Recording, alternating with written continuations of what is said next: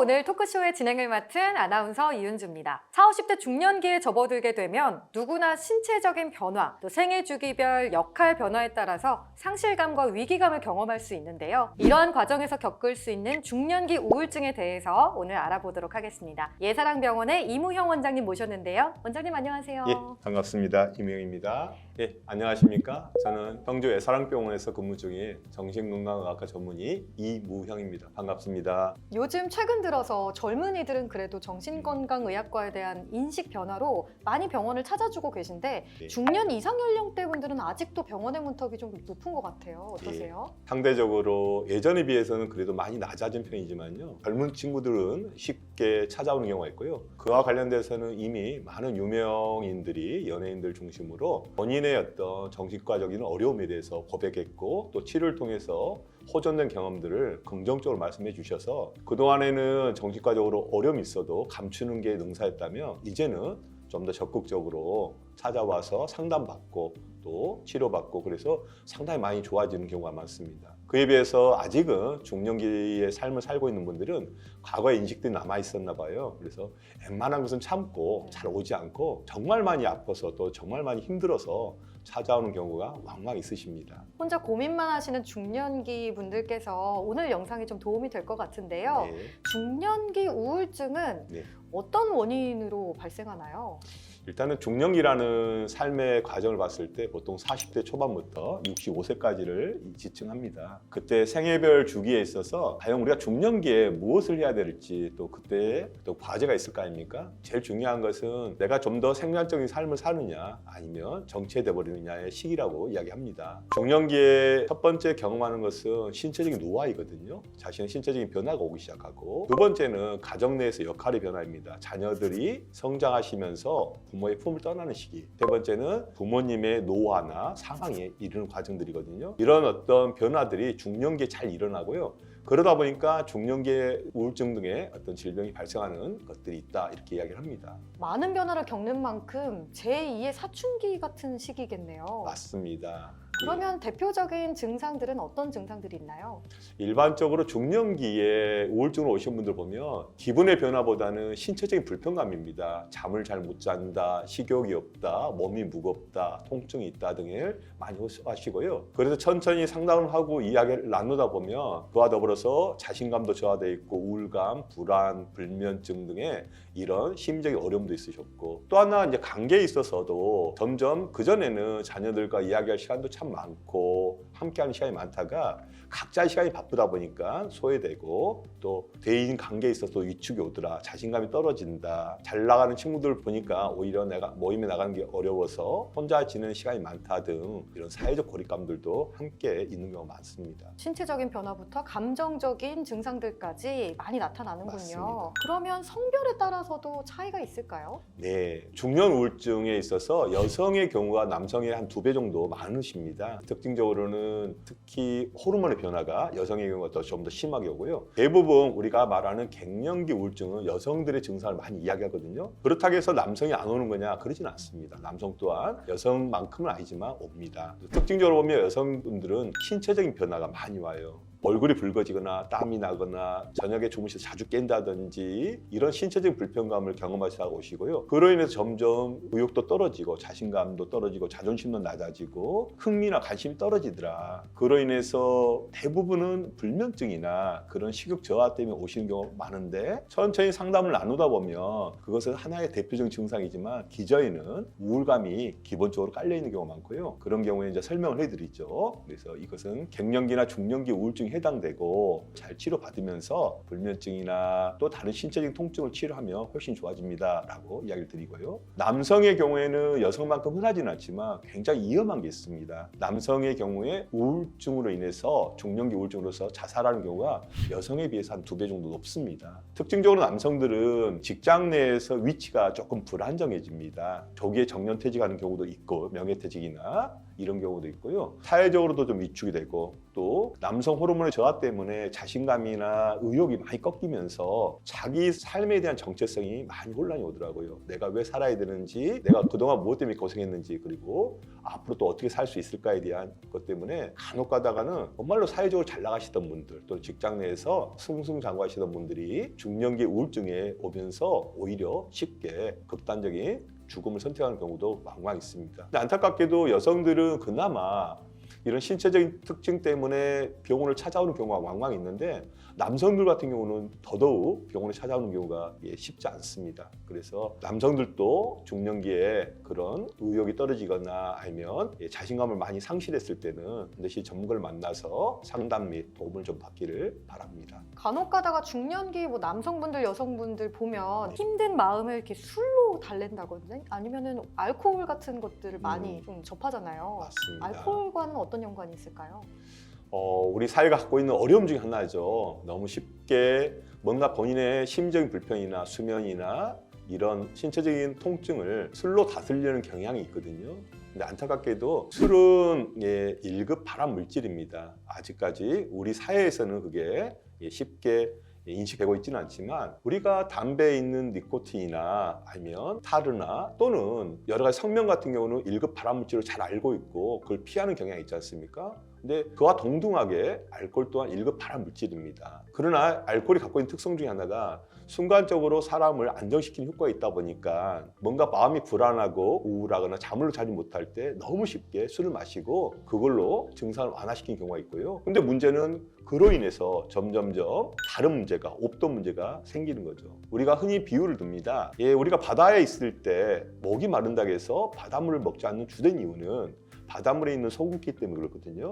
순간적으로 먹으면 갈증이 사라진 듯하지만 궁극적으로는 다시 소금기 때문에 더 갈증이 커지는 것처럼 만약 중년기 우울증이 있을 때 술을 통해서 해결하고자 한다면 이것은 빈대 잡으려다가 초가상간 태우는 격으로 훨씬 더 많은 문제가 생긴다 이렇게 이해하시는 게 좋습니다.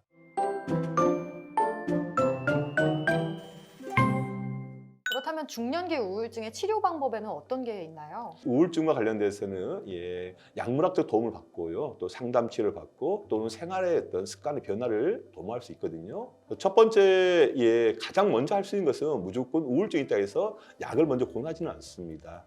증상에 따라서 가벼운 정도라면 일단 생활의 변화를 추구할 수 있거든요. 제일 첫 번째는 규칙적인 생활을 권합니다. 취미 생활을 갖도록 하시고 운동을 하도록 하시고요. 두 번째는 충분한 식사와 휴식을 좀 취해라 라고 권하고 있습니다. 아무래도 이제 바쁘다는 이유로 식사를 잘 안 하시거나 휴식을 충분히 취하지 않는 경우가 있으시고요. 세 번째 같은 경우는 대인관계를 좀 더 가져라 라고 이야기합니다. 본인이 가지고 있는 어떤 내적인 어려움이나 고통, 그다음에 이런 불편한 마음을 누군가한테 표현할 때 훨씬 더 증상이 완화될 수 있고요. 도움을 받을 수 있는데 안타깝게도 표현하지 않는 경우가 있고요. 네 번째는 새로운 어떤 취미를 갖도록 하고 있습니다. 특히나 우리는 생애 상당히 긴 세월을 살아야 되는데 40대부터 60대까지 해야 될 가장 중요한 과제 하나가 그동안 해왔던 일은 어느덧 이제 저물어 가고 있거든요. 새로운 삶을 준비해야 되는데 예를 들면 일본의 경우에는 60세 정년한다면 보통 45세부터 새로운 취미 생활을 도입해서 준비하기 시작합니다. 그래서 자연스럽게 퇴직한 이후에도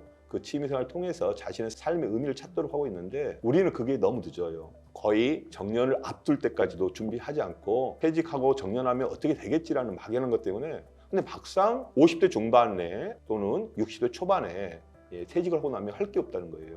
굉장히 그 무기력감에 빠져서 우울증이 오는 경우가 있거든요. 그래서 새로운 취미생활을 갖도록 권하고 있습니다.